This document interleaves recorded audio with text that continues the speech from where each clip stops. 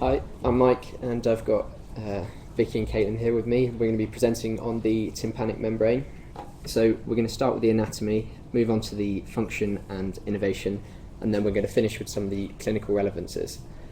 So the tympanic membrane is a shallow, medially pointing cone, and it's the anatomical border between the middle and external ear. It's thin and delicate, so it is often damaged in disease processes, and there's a picture showing the medial pointing.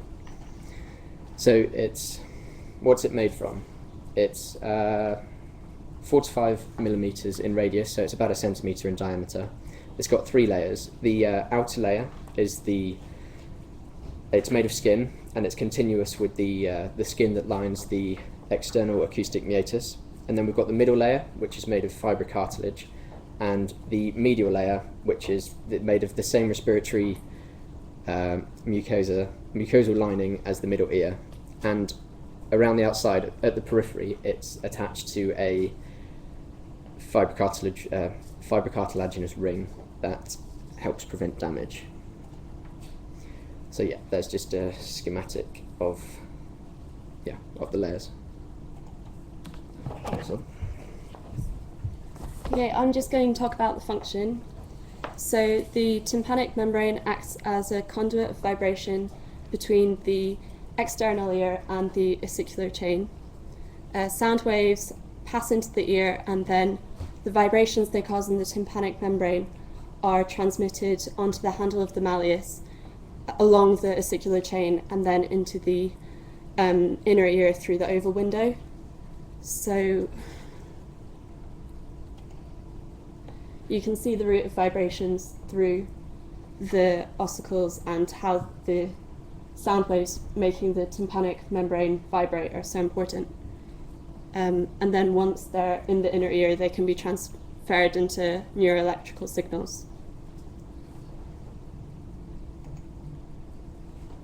Okay, so innervation. The external surface and the internal surface have different innervations. The external has 2 different nerves. It's the vagus nerve and the trigeminal. And the vagus nerve can be irritated by sort of stimuli within the tympanic membrane, and this can cause a cough reflex known as Arnold's reflex. And some patients might present with a chronic cough, and you immediately want to do sort of invasive investigations of sort of respiratory problems, but sometimes, quite rarely, this will be an ear problem. So doing a quick investigation of the ear might sort of save the patient a lot of hassle. And the glossopharyngeal nerve as well. Okay, Tensor Tympani is a muscle that inserts onto the handle of the malleus and protects your ears from loud sounds. And it's really protecting the synovial joints between the ossicles. And this muscle is innervated by a branch of the trigeminal called the auriculotemporal nerve. And if this nerve is damaged, it can lead to hyperacusis. And there's a diagram of that muscle. Yeah. Okay, I'm going to talk a little bit about sort of what we're looking for when we're looking at the tympanic membrane in like a clinical setting. So it's described here kind of as a window to the middle ear, because you can actually see quite a lot about the pathology that's going on inside the middle ear from outside. So as we've seen as part of the course, we use an otoscope, and you can see about a quarter of the membrane at a time, so you do have to move it around quite a bit. And there's just a bit of a difference between children and adults when you're examining, in that with children you want to pull it down and back, whereas in adults it's more pulling it up and back, and it's just differences with the external auditory meatus. Right. Okay, so this is kind of what you'd see when you're having a look. We've kind of pointed out some of the key features that you'd see here. So the first one is the annulus, or the tympanic ring, as we referred to it earlier, which is just kind of the thickened membrane which is attaching to the cartilage and the bone around the outside, and it kind of holds the membrane taut. the light reflex that you can see is just a phenomenon you see using the otoscope, and you find it's inferior and anterior.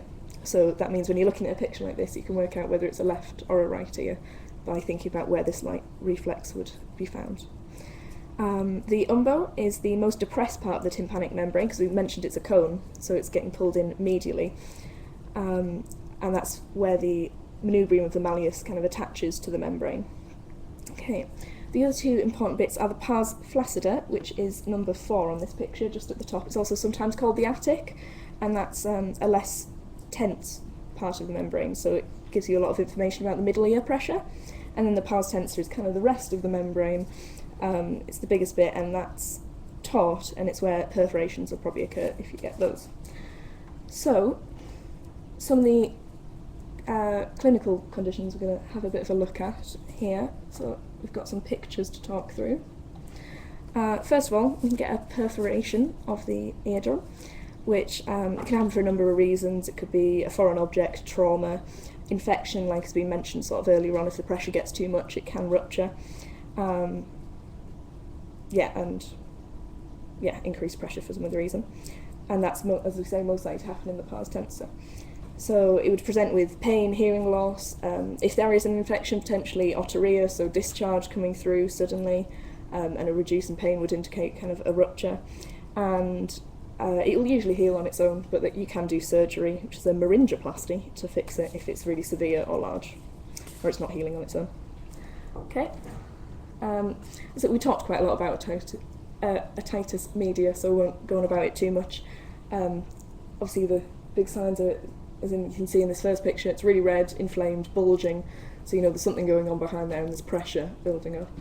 And then the second picture is more your acute otitis media with effusion, so you can see that yellowy pus behind the membrane, which is quite obvious, and almost more of a retraction, because that begins with negative pressure and then progresses with the effusion building up.